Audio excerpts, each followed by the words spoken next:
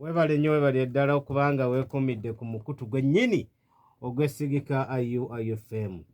Olwokusatu ziba ssaawa 4 tuba mu byafaayo by'omubaka Muhammad sallallahu alaihi wasallam. Kabiji Rashid Mwanjuzi Sheikh Lut Sulaiman Wandera yatunnyonnyola ebyafaayo ebyo. Oyo nno ye chairperson ye amyuka ssentebe w'akakiiko ka Shura mu Uganda Muslim Supreme Council. N'olwekyo wano ebyafaayo bisomesebwa na headquarter ya Uganda Muslim Supreme Council. Tuli bassanyu okuba nti tumwaniriza era okuba nti yeerekereza okujja okuba nga atunnyonnyola ebyafaayo bino. Tusaba Allah abenga musasulamu obulungi, amwanguyirize byonna byakola era amuwa obulamu obulungi asigale ng'aweereza eggwanga. Mwana wa taata emisomo gino osobola okuba nga ogifuna ku mitimbagano gya internet. Kibla Islamic Media IUFM gwegenda otypinga ojja kulaba emisomo gya Nabbi sallallahu alaihi wasallama nga gisomesebwa ne Sheikh Lut Sulaiman Wandera. Kabiji Rashid Mwanjuzi kanyirize mukama wange abenga abatoolera ku salaamu insha Allah taala. Oluvannyuma tulabe wawe twakoma naye nzijukira bulungi. Twakoma tulaba Nabbi sallallahu alaihi wasallama ng'atandise okuba nga awandiika ebbaluwa okugenda mu bakabaka ab'ebitundu ebyenjawulo ng'abakoowoola okudda eri obusiraamu. Sijja kuwanvuya nnyo, Sheikh ajja kuba nga atukolerayo ka review akatono, oluvannyuma atwongereyo insha Allahu taala. Mukama wange neeyanzizza okuba nti weerekereza okujja. Saba Allah abenga akusasulamu obulungi.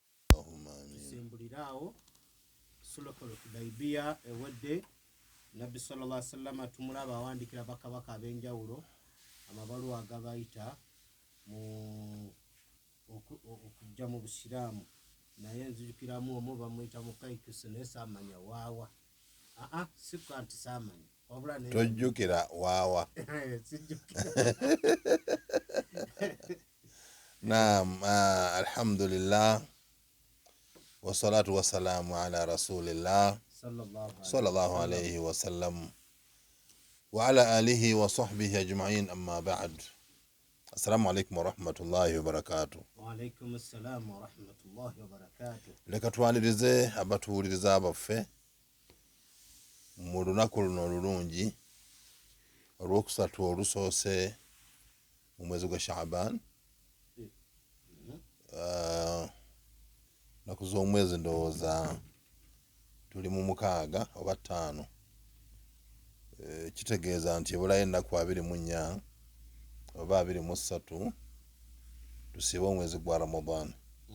Mu lulimi olwangu ewiikisi zibeera 3 n'ennaku 1 oba 2. So ekyabasiraamu beetegeke n'okulongoosa akiida zaabwe. Tuyozaayoza abatuwuliriza basseruganda abalina ebirungi bye bafunye. Tusaba Allah abateeremu baraka, kuba tulina oluusi abazadde, oluusi abaguze emmoroka, abaguze ppiki, abaguze ebibanja, abayingidde amayumba. Abantu abo tubayozaayoza era ne tusaasira abafiiriddwa, baddala famire ya Haji Uthman Namanda enamunsi abafiiriddwa omusiraamu wange Muhammadi adde bamuggalajja omwo, naye nga Dhuhuri ne Asuri abeera ku Masjidi Nur. Tukulisayo ababaddeyo mu kuziika, abamu situsobodde kubeerayo yadde nga ensonga ebadde tukwatako, naye okukula kwetta programs oba nannyingi nga zeetuumye ate nga zonna zitunuulira ggwe. Era Allah mulungi n'okujja ku mpewo mbadde suubi etandise okubula nga ndaba akadde kagenze mu programs ze mbaddemu endala. Naye Allah mulungi, weetuli tuzze okwejjukanya ne baganda baffe ebikwata ku ddiini yaffe ey'Obusiraamu. Ebintu bino tubigamba abaana babitegeere. Ffe twategeera ebyafaayo by'omubaka sallallahu alayhi wasallam nakubeera mu masomero. Ebimu twabimanya nga tubimanyira ku mawuledi kubanga babisomesanga addala ebikwata ku mubaka, ebitendo bye, ekika kye, byonna ebyo babisomesanga ku mawuledi ne tubiwuliriza ne mu kiraasi ntubisoma. Kati bwe tukomye okweyongera okusoma tweyongera okugaziwa mu kumanya ebifa ku mubaka sallallahu alayhi wasallam. Omuntu bw'oba omwagala omunoonyerezaako tosobola kwagala gw'otomanyi. Kakati bwe tubanga omubaka tumwagala tumumanye, bwe tunaamala okumumanya kigenda kutuyamba okunyweza imaani yaffe, okugyongeramu ebirungo. Naddala abantu abali mu daawa, abantu abali mu bukulembeze bandibadde nga daawa y'omubaka sallallahu alayhi wasallam bagyekwatako nnyo. Kubanga tisinga obanga weetegereza sulhul hudaybiya n'endagaano gye baakola, ensonga ezaali mu ndagaano ne handolingi ya nabbi engeri gye yakwatamu abasiraamu, nkakasa nti bamaseeka bange abali mu firudi ya daawa singa babadde batunuulira sulhul hudaybiya olaba nti omuntu yandibadde daayi mulungi, yandikoze omulimu nga mulungi. Naye oluusi abantu daawa, enkola y'omubaka tugita ne tutambuza daawa ffe nga bwe tulaba. N'olwekyo bamaseeka abali mu firudi ya daawa mbasaba nti twetanire nnyo okusoma ebyafaayo by'omubaka sallallahu alayhi wasallam, kubanga kigenda tuwa enkola ensingayo okubeera entuufu n'okwongera okulongoosa omulimu gwa daawa. Nabbi sallallahu alayhi wasallam yapanga daawa mu steps. Kati olaba nti sulhul hudaybiya bw'emala okuggwa n'amanya nga security ku saidi y'abakuraishi eteredde, yakimanya nti kati waliwo siteepu erina okuddako, alina okunoonya emikwano n'okugezaako okugaziya daawa. Nga daawa tegenda gaziwa na kitala, wabula daawa egende nga egaziwa nga eyita mu dialogue. Abantu boogere, abantu bategeeragane. Era kati ojja kwetegereza nti nabbi sallallahu alayhi wasallam bwe yawandiika ebbaluwa ewa Muqawqis n'abanga ye yagaa nti nze sigaana muntu kusiramuka, kubanga ye yali kabaka wa Misiri, Muqawqis, kubanga amannya ga Firawuna baagaleka kubanga bali basinza abantu, naye bano abaali basinza Yesu n'abalala bo ne babanga bo bwe baatandika okuba n'eddiini ey'aba orthodoxy, kati ne bakyusa tayito ey'omukulembeze, n'abanga takyali Firawuna, n'abanga afunye erinnya eddala. Kati ojja kulaba nti kati awo omuntu bw'abanga abadde n'obuzibu yali asobola okudduka n'agenda e Misiri n'atuulayo nga tewali bamulumbaganye, newankubadde nga Muqawqis aba tasiramuse, naye abasiraamu mwebali kati abasiramuse, omuntu agenda kutuulayo bulungi nga talina mirembe, amini nga alina emirembe. Nabwe kityo buli wonna we yawandiika ebbaluwa, ng'oggyeko ebbaluwa eyagenda e Faris. Ebbaluwa eyagenda e Faris y'ebbaluwa yasinga okubeeramu ebizibu, kubanga kabaka waayo yakwata ebbaluwa n'agiyuzaayuza.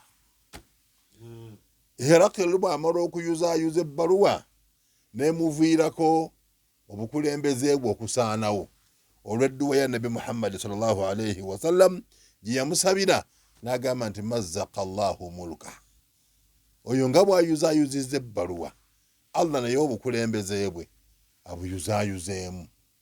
Abasirikale ne beekyanga ne beekalakaasa, mutabanyi we Baadhan yennyini n'amwettira, n'atta taata we n'awamba obukulembeze.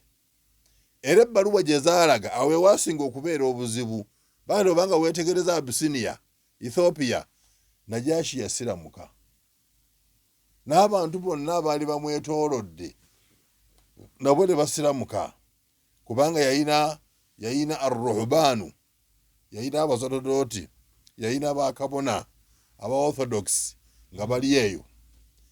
Kati ono bwamala okusiramuka nabo ne bagamba ate ffe tukuumaki, naffe tulina kusiramuka. So kati olaba nti ekkubo nabbi lyalowoozezzaako nga lirimu emirembe okubeera nga liragira ddala obusiraamu nga bwe bulina okutambula. N'olwekyo njagala okutegeeza abatuwuliriza nti amabaluwa gaatambula. Nga bwe mwategeera ebbaluwa gye yawandikira kabaka wa Ethiopia Najashi n'asiramuka, n'awandiika ebbaluwa eri Muqawqis Emisiri yasiramuka naye n'aba nga akkiriza abasiramuka. Nga bwe mwategeera nti yawandiika ebbaluwa e Faris, yadde nga Herakli yasooka n'akola efujjo naye Baadhaani yabitya era n'aba nga talina ttabbo ku muntu abeera asiramuse. Nga bwe yawandiika ebbaluwa e Roma, bwawandika ebbaluwa e Roma ne bagisoma, actually eyagenda e Roma Lihya al-Kalbi bamuwa n'ebirabo, niwankubadde nga yatuuka mu kkubo ne bamunyaga, abayaaye ne babitwala, naye yagenda okuva ewa kabaka wa Roma ng'amuwadde n'ebirabo. Tasiramuse. Yes, kubanga yasooka n'amanya bayogulafe y'obusiraamu engeri gye butambuddemu emabega eri yonna, n'amanya nti wano twagala situwagala obusiraamu bulina okutuukawo. Yes, era singa obeera nga weetegereza abakola research bakutegeeza nti mu Italy bw'obala emizikiti egirimu obungi gisinga amakanisa agalimu.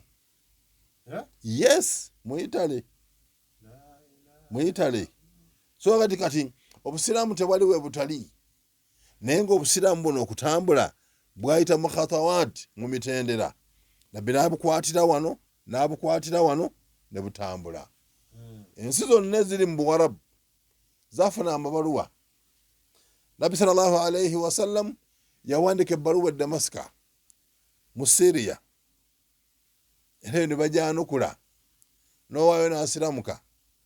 N'awandika ebbaluwa e Bahrain, ow'e Bahrain n'asooka yeewaga n'agamba nti nze nja kuteekateeka ejje, oyo Muhammad nja mumusobola. Owa Roma n'amugamba nti genda omukwatemu ndi mabegawo. Naye wa Bahrain bamugamba nti gw'osaaga togenda kusobola. Yes, Bahrain nsi y'Abawarabu. Bahrain nsi z'Abawarabu y'emu ku nsi ziri mu Shaami. Era Nabbi sallallahu alayhi wasallam n'agenda mu maaso n'okuwandiika amabaluwa. Naye mu bantu be yawandiikira amabaluwa, history y'obusiraamu gwe yajjayo ng'oggyeko ziri ensi ennene ye Oman. Kubanga Oman mu kaseera ako yayina bakabaka babiri. Omulala nga yamyuka munne, bonna bataata omulala yadda ku munne. Yes, omulala yadda ku munne. Waliwo kabaka omuto baali bamuyita Abdu, ne kabaka omulala omukulu baali bamuyita Junaida. Kakati bakabaka bano bombiriri abo Nabbi yabawandiikira ekiwandiiko ng'abayita okudda eri obusiraamu. Yes, baali mu lubiri lumu naye ng'omulala nga ye mukulu wa munne. Yes, era Abdu yali amanyi nti oli ye mukulu, naye nga te Abdu yali asingayo okubeera omulungi kubanga yali mugonvu okusinga muganda wa Kaluba. Kati Nabbi sallallahu alayhi wasallam ate Nabbi yali so selective, talina muntu gwe yali teyeesiga nnyo to the maximum gwe yawa bbaluwa kutambuza. Era buli gwe yawa ebbaluwa twala wano yali omu ku bantu be yali amanyi nti basobola okutuusa obubaka mu butuufu bwabwo nga tebabukendeezezza. Singa obeera ng'ojjukidde ebyali ku sahabi gwe baali bayita Abdullah ibn Hudhafa as-Sahmi, ojja kulaba nti baamutiisatiisa okufaako obufi. Yesu gwe baatuma Faris baamutiisatiisa okufaako obufi. Kaisaru ng'alaba ye Kamalabyonna naye nga Abdullahi ibn Hudhafa as-Sahmi nga siye muntu gwosobola okunyigira mu ttooke. Era for your information, baamala ne bamutuma ate mu bukulembeze wa Umar ibn al-Khattab radiyallahu anhu, n'addayo ate okutwalayo ebbaluwa endala. Yes, oyini Abdullahi ibn Hudhafa as-Sahmi ayina kwali ekyafaayo kyamaanyi nnyo mu bazira baffe abali mu Busiraamu. Kakati bwe yali alonda atwala ebbaluwa e Oman, yalonda sahabi gwe bayita Amru ibn al-Asi radiyallahu anhu, kyokka nga yali yakasiramuka. Yes, yali yakasiramuka naye nga wayiseewo ekiseera kitono. Amru nawa Amru ebbaluwa namugamba gitwale eri batabanyi ba Julaida. Julaida eyali taata w'abakabaka bano ababiri, Abdu ne munne. N'atwala ebbaluwa n'asanga Abdu. Bw'asanga Abdu n'amutegeeza n'amugamba nti ana rasulillahi sallallahu alayhi wasallam, nze ndi mubaka w'omubaka wa Allah, antumye mu lubiri wano ndeete ebbaluwa ngiwe kabaka. Namugamba sooka obeere nayo, nja kutwalayo gimuwe. Naye omubaka oyo kiki kyayita abantu okukola? N'agamba omubaka oyo ayita abantu an yabudu llaha wala yushiriku bihi shay'a, abayita okudda eri aqida, abantu basinze Katonda baleme kusinza bibajje. N'agamba nti atuyita ila al-akhlaq, okudda eri empisa ennungi, birrul walidain, okugondera abazadde bombiriri, ikramul muslim, okugulumiza omusiraamu. N'annyonnyola ebintu bingi byajja ku Nabi Muhammadi sallallahu alayhi wasallam. Abdu n'asiriikirira n'abanga byonna abyewuunya. N'amubuuza nti taatawo yalina ndowooza ki ku nsonga eyo? N'agamba kitange yafa nga tasiramuse, naye annuma okubeera nga yafa nga takkiriza Nabi Muhammadi sallallahu alayhi wasallam. N'amubuuza nti ma ra'ayu quraishi lahu, abakuraishi bagamba ki ku musajja oyo? Basiramuka oba nedda? N'amuddamu n'abagamba nti abakuraishi basiramuka, tebasiramukidde ku kitala, bw'obula basiramuka mu kubannyonnyola. Ne bakakasa. Abdu n'abanga yamatira obusiraamu. N'agamba kankutwale wa mukulu wange, naye nga singa abadde akkiriza, ffenna twanditambudde ne tugenda ew'omusajja oyo Muhammadi ne tumuwulirizaako ne tusiramuka. Oyo Abudu. Naye bw'amala abuuza Amuru n'agamba naye kati bino eby'obwakabaka ebyo by'omuntu bw'abanga ayingidde mu ddiini ye bimala ne bibeera bitya? N'amugamba nti singa musiramuka, Allah agenda kubafuula, nabbi agenda kubafuula abakulembeze mu bantu bammwe. Bwe mugenda kusiramuka tewali gwagenda kujjawo wano, agenda bafuula abakulembeze mu bantu bammwe. Nga baali bamuwulirako kko naye nga si nnyo, era ebisinga baali babibuuza Amuru ono. Era yadde n'oli ow'e Roma kye yakola, nga bwe nabagamba omulundi oguwedde, yayita abasuubuzi b'e Madiina, amina b'e Makka, n'abagamba nti mumbuulire ku musajja ono yeeyisa atya, n'obugonvu bwe yalina, ng'alina information gy'alina ku musajja ono. Kati n'abaali batabanyi ba Julaida, Abdu ne munne, nabo amawulire baali bagajja ku ono. Kati ono yamala n'omugenyi ennaku 2 oba 3. Bwe yamala n'amutwala mu lubiri, agenda okumuyingiza mu lubiri, abasajja ne bagala bamugajambule.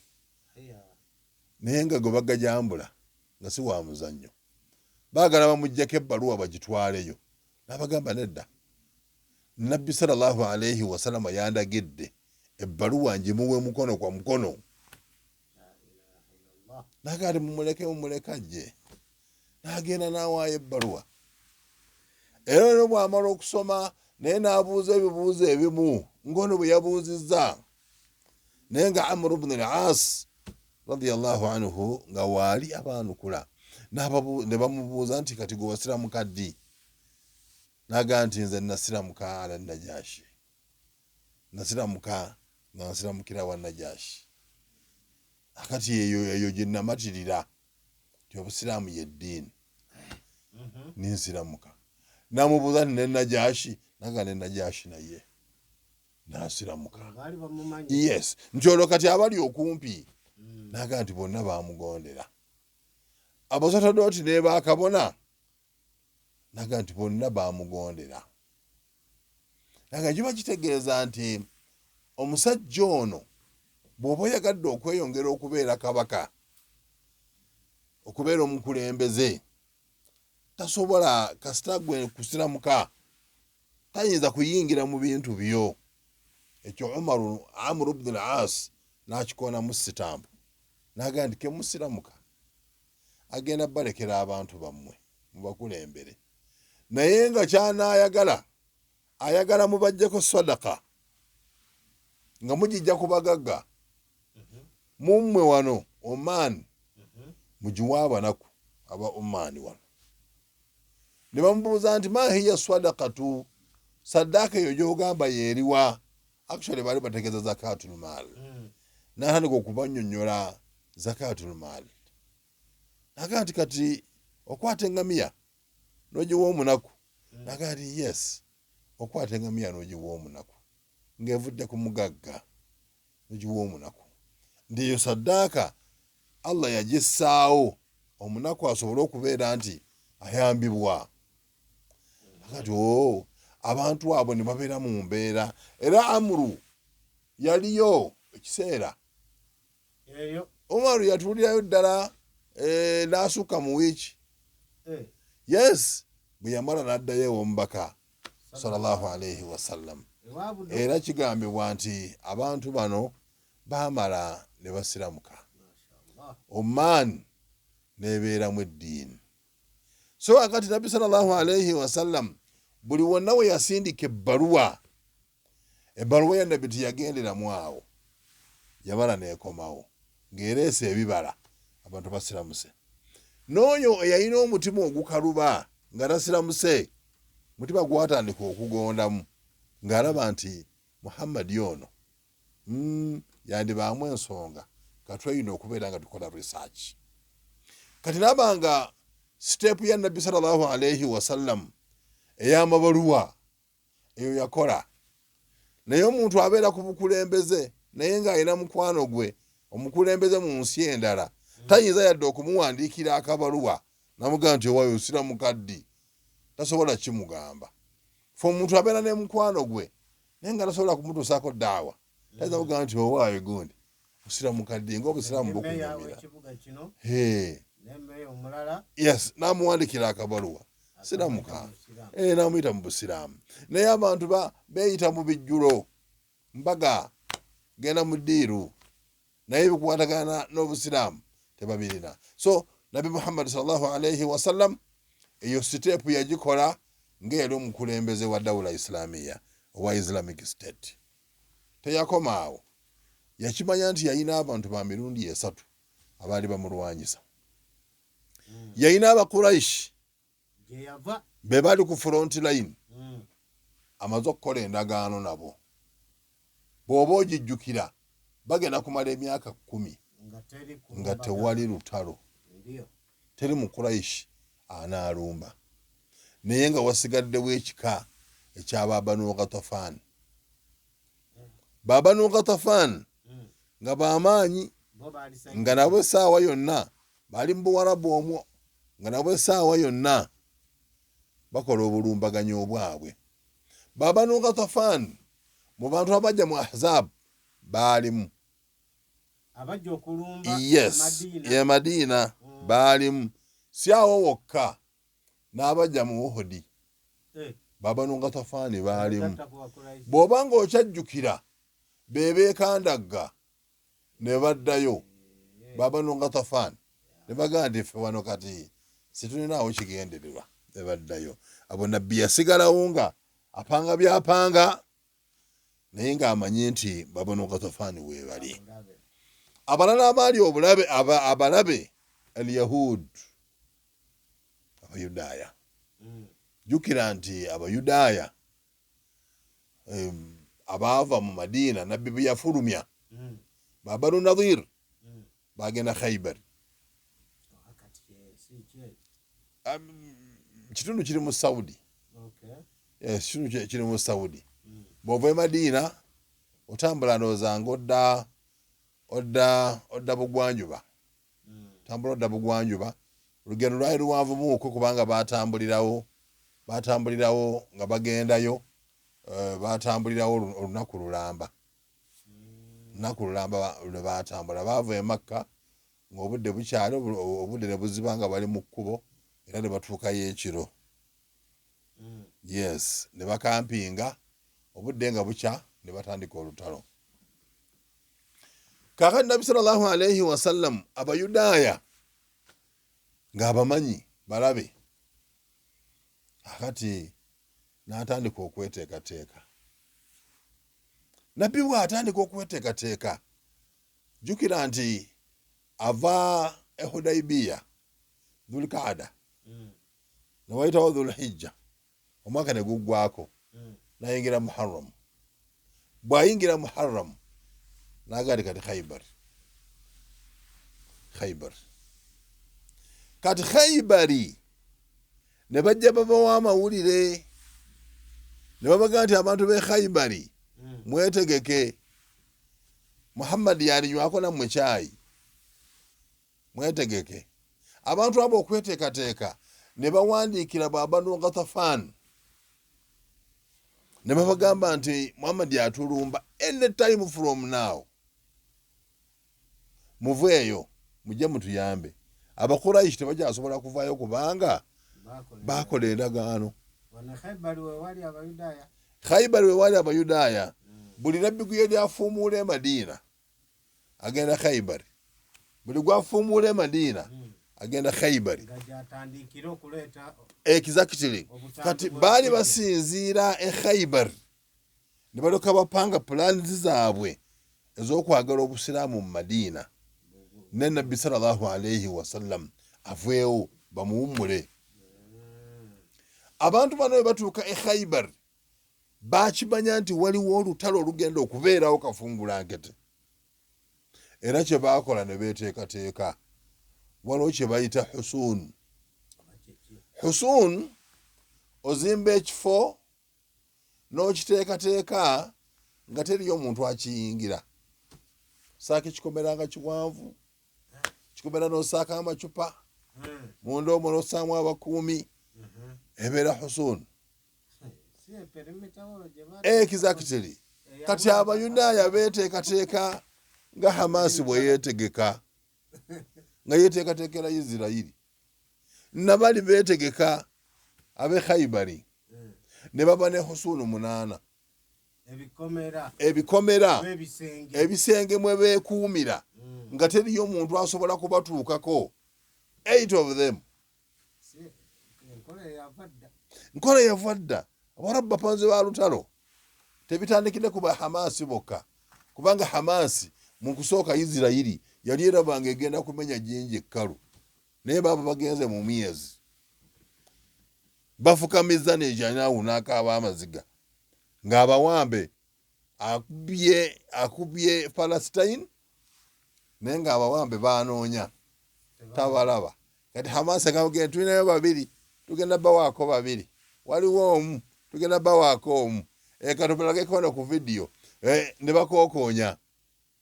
Era ku nkomerero ojja kulaba nga Netanyahu agonze ng'atandise okuwaanyisa abasibe 100 Abapalestine mu Muisirayiri omu.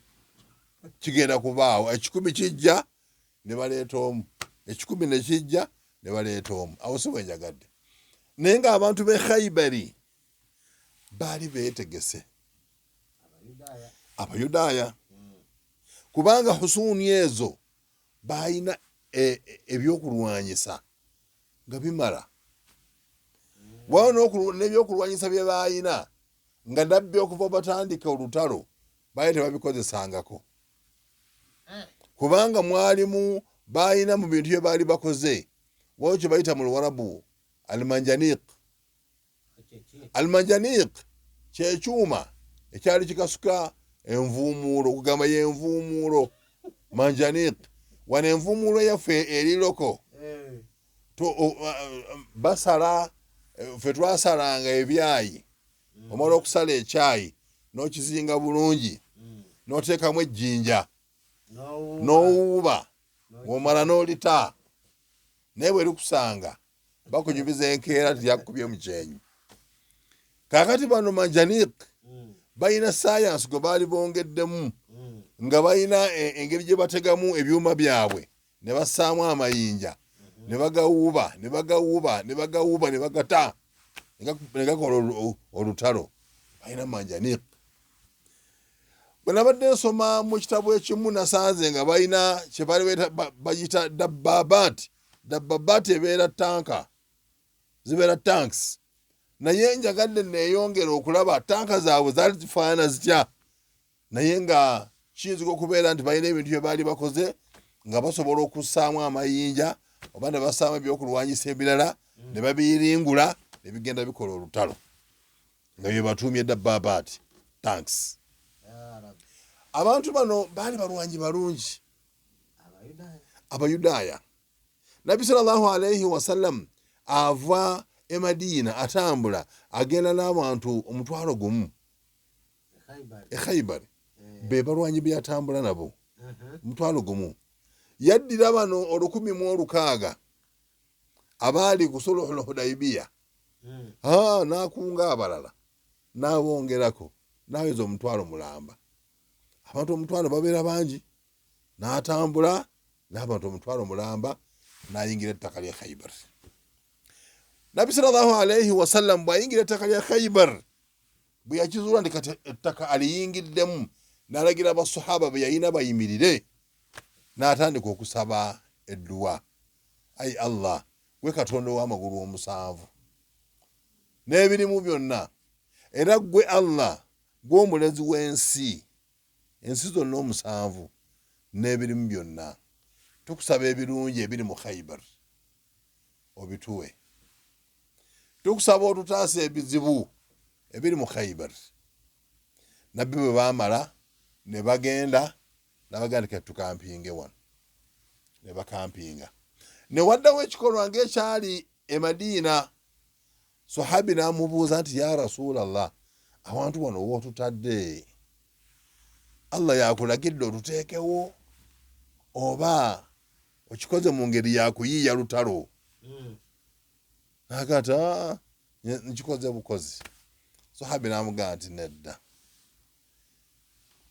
Husuuni y'Abaliyiiri etuli kumpi, baali baliranya Hisunu emu bagiyita Hisunu Saabi. Hisunu Saabi n'agamba nti etuli kumpi, abantu abo batulengera ate batumanyi, ffe situbamanyi. Abantu abo bamanyi amaanyi gaffe n'obunafu bwaffe.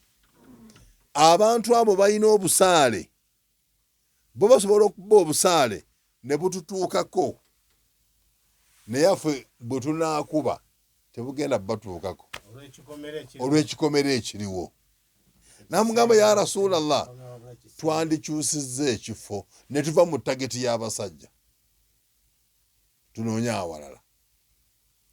Nabbi sallallahu alayhi wasallam yayita walaza mpaka n'agamba nti naam dhaaka huwa ar-ra'y, kyotuwadde yendowooza gisiimi, tugende awalala.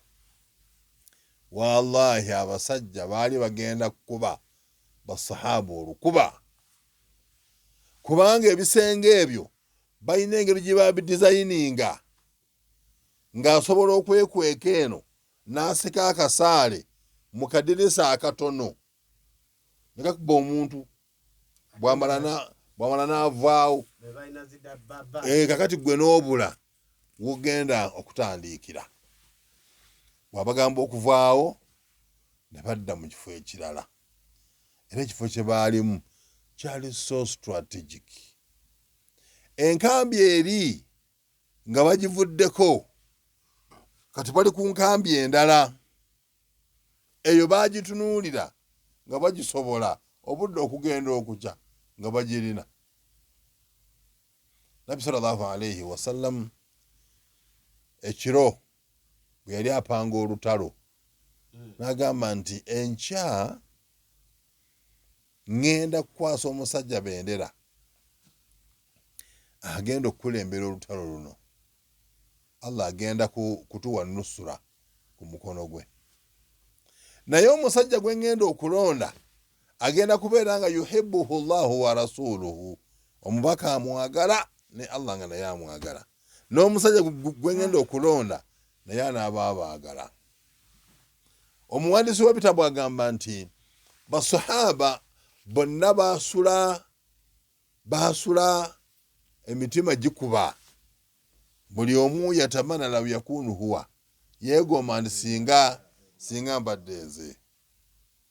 Abantu ne bakeerawo omubaka sallallahu alayhi wasallama ne batuula bewoomya omubaka alonde. Ekyewuunyisa nti gwe yalonda awo teyaliiwo teyaliiwo. Nabbi agenda okuyisaayisa waati amaaso anoonya mwana wa kitaawe omuto Ali ibn Abi Talib nga taliiwo. N'abuuza nti aina Aliyu ibn Abi Talib, Ali ibn Abi Talib yaliwa?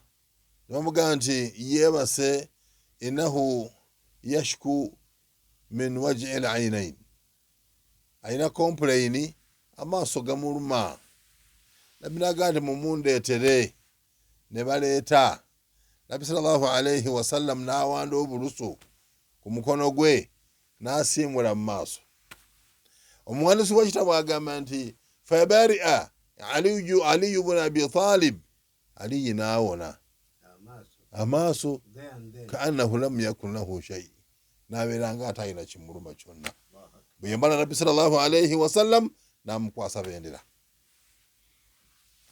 Era n'amugamba nti tambula ogenda okola eddaawa, abantu abo bakoole badde eri obusiraamu. Yadde ng'olina ejje erigenda okulwana, naye bakoole badde eri obusiraamu. Kubanga jihaadi eno abantu balina engeri gye baginnyonnyola nti bulumbaganyi, butujju, ne bakola batya. Naye nga jihaadi ebiseera ebisinga obungi yalinga ku defense. Naye nga awana agenda okubeera okulwana, wasooka kubeerangawo okuteesa. Okuteesa kumala kugwa butaka. Okuteesa bwe kugwa obutaka ziba zirina kwabika. Ali ibn Abi Talib radiyallahu anhu akulembera ekikoosi. Balumba Hisuni esooka. Mu kugirumba omusajja abalengera, abuuza nti gwani? Amuddamu nti ana Ali ibn Abi Talib. Ze Ali. Naga nti komanda yalinga mu maaso. Yes. Nga tadumira. Bino by'abatitiizi bano abaffe. Omuntu abeera embaale n'akuba ebikompolo e Kampala. Luno lutalo olw'ennaku zino lw'abatitiizi. Ate abanene babeera mu ofiisi ezirimu SC. Gye baduumirira eyo. Tebagenda mu battlefield. Era abaga agenda mu battlefield agenda we bamaze okutereeza. Tya mukama waffe wano waateredde, jangu tuyite wano. Naye kuli okulwanagana. Era omukulu eyali mu nkambi eyo baali bamuyita Muhib. N'abuuza nti hal min mubarizin, waliwo byabike ebitala? Njagala kukwata mu muntu. Temwategedde nga mu kujja wano nti Muhibbu waali wano? Temwakitegedde ekyo? Yali komanda wa base. Yes, komanda wa base eyo. Nakata twakitegedde, vaayo naawe teweeraga. Muhibbu n'afuluma n'ajjayo ekitala. Sahabi Ali ibn Abi Talib radiyallahu anhu naye n'akisoolayo. Tamutumidde muntu. Kamanda ku kamanda. Same levels. So se kugamba nti eno mugenda kusindika makurutu engeri mulese captain. Nedda. Meja ku meja.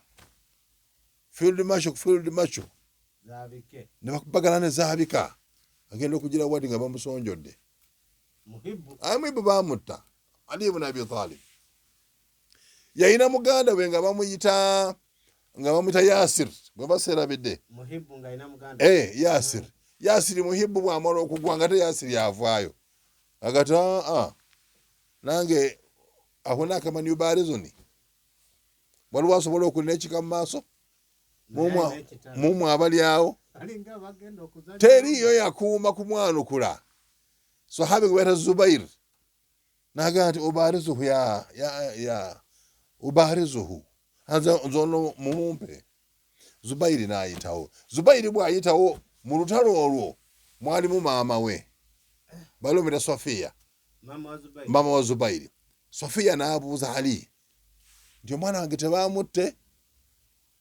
Ali n'amuddamu nti bal huwa qatiluhu naga maaso ku lutimbe ye anaamutta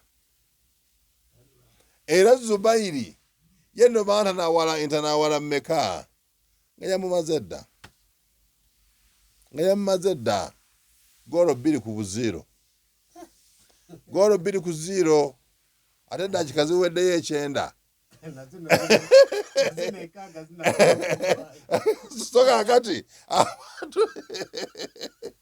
bwetubanga tubinyumya tuseka n'okuseka naye abasajja batambulanga n'omubaka sallallahu alaihi wasallam nga bali lwedde ku kyonna ekinaabeerawo era bwe baamala okutta Yasir enkambi ne bagiyingira kati balina ebifo ne beemulula enkambi eyo ne bagivaamu ne bagenda mu nkambi ey'okubiri eyo Hisnu Saabi enkambwe ne bagirumba basahaba eyo nno bagihaswala bagyetooloola okumala ennaku 3 nga teri kamere kayingira munda nabbi ne bamuwa eggulire nti abali munda omwo bali bulungi tebeefiirayo kyoba okola basibeeko amazzi kati amazzi agali gayingira eri munda gali gava eno wabweru nabbi amazzi cup n'agasalako amazzi kyakulwanyisa n'emmere byonna byakulwanyisa nabbi n'amusalako abbi bwawasalako amazzi ennaku zigenda okuggwako 3 ne batandika okuwanika abamu ne beemulula era bwe baamala nabbi sallallahu alaihi wasallam ne bayingira mu nkambi eyo nayo era njagala okutegeeza abatuwuliriza nti enkambi zonna 8 nabbi sallallahu alaihi wasallam ne basajja be baziyingiramu era ne baziwangula ne beegazaanya muzo n'abantu ze baali balaba nga zaali zizibuwala kuba waliwo enkambi gye baali bayita Qala'atu Nizari baali bagitadde waggulu ku lusozi nga tosobola kuyingirayo nga tosobola era nabbi sallallahu alaihi wasallam abantu bano bayimanga eri ne babasindikira eno obusaale ne bayiningula amayinja okuva waggulu eri era Qala'atu Nizari okugiwangula bakozesa manjaniq nvuumulo anti kati bagiwamba mweri enkambi gye basookeramu kati nebeera yaabwe bagiwambi kati manjaniq eyo yes envuumulo ne bagisaamu amayinja ne bagikozesa nga baweereza bagenda okulaba nga bakubye ekisenge waliwo awamenyese ne balengera awamenyese basahaba ne balinnya olusozi nga balinga embalaasi bagenda okugira bati nga abasajja bayingidde enkambi abasajja bayingira enkambi ebitala ne bitokota abantu ne bakikombako olutalo lw'e Khaybar terwali lutalo lwangu kubanga balulwanira mu phases abantu balina ebifo bya andaki zaabwe tebazivaamu bateekateeka basaayo buli kimu beetegekedde olutalo naye nga nyina kasiteepu ke nalese emabega baba Gatafaani baali bajja watugambe babawandiikira aha bali ne bagamba tulina okugenda tuyambe bannaffe Gatafaani Baarabu aha bajje bayambe bano abayudaaya akati babano Gatafaani baba bavaayo Allah n'abeeranga abawuliza nti gye bava waliyo ababalumba nga balinga abawulira omusinde gw'amagye agatambula ne bagamba twandigenda eno nga waliyo abatuva emabega ne baddayo bwe baddayo nabbi sallallahu alaihi wasallam bwe baali bayingira e Khaybari we baakampinga waali wakati wa Khaybari ne Banu Ghatafan kati nga niwankubadde nga baba bazze nga tebasobola kukulosinga wano nga ekitala kiina kunyooka so niwabanga nabbi baali beetegese naye nga ne Allah ali ku saidi yaabwe nga buli kimu kigenda barabala kati olutalo lwa Khaybari singa omuntu aba alwetegereza engeri gye lwapangamu asobola okukomekkereza n'agamba nti lwe lutalo olwasinga okupangibwa obulungi kubaali be baali bagenda okulumba ate lwe lutalo olwalimu abakozesa obwongo kuba n'abaali balumba naye fayinale Khaybari yaggwa nga nusura Allah yiwadde obusiraamu nga abantu abattibwa bashuhada ab'e Khaybari baali 19 bokka yes abasiraamu 19 abaakafiiramu ku mutwalo naye abaakosebwa baali 42 abalinako obuvune naye nga abasigadde bonna baasigala bali tayali ng'ekyuma ky'omudaaki saidi eri abantu bangi abaafa abantu ne badduka kubanga time yatuuka nabbi bw'amala okuwangula Qala'atu Nizar buli omu n'amanya nkati bigwedde omwo ekyali kisingayo okubeera nga security yaakyo nungi to the maximum nga nungi era baakwata bakyala baabwe n'abaana baabwe embaali yaabwe zaabu ne gold byonna nga babitaddeeyo kitegeeza ati okuwangula enkambi ezo bwali bugagga eri umma abantu ne bagabana abakyala abo era omwo mwennyini mu Qala'atu Nizari bwe bamala okubeera nga abakyala abaalimu babajjeeyo mwe mwali ne maama waffe Zainabu Zainabu ye Safiya bintu Huyay Safiya bintu Huyay bamuleeta yali muwala mulungi nnyo kaalaala baba bagabana awo bamugabira Dehiya Dehiya omujjukidde yes Dehiya gwe bawa ebbaluwa okutwala e Roma Dehiya oyo yali musajja nga ne Jibuliru bw'abajja nga bw'aba anaabeera mu kifaananyi ky'omuntu ajja mu kifaananyi kya Dehiya kati bwe babeera mu lutalo olwo Khaybar maama waffe Safiya bamuwa Dehiya bwe bamuwa Dehiya batanamutwala bagenda ewa nabbi nti nabbi eri ebaddeyo abakyala ne bulimu omukyala omulungi muwala wa Huyay aga nabbi oyo asaana gwe nabbi nti mumuleeta tulabe ne bamuleeta namulaba nagata Dehiya gwe bakutwala olonde omulala gwe bakutwale olonde omulala Safiya bintu Huyay n'asigala ne nabbi sallallahu alaihi wasallam nabbi n'amukolako daawa Safiya n'asiramuka era bw'asiramuka nabbi n'amuwasa era abawandiisi b'ebitabo bagamba nti amahale ge yamuwa gaali etiquha kumuta ge mahale ge yamuwa yamusaba amahale ayita amahale kumuta mbeere mwana waabo we nga siri muzaana nabbi n'amuta era wajaala sidaquha itiquha nafuula amahare bwali kumuta era Safiya y'omu ku bamaama baffe radiyallahu anhunna.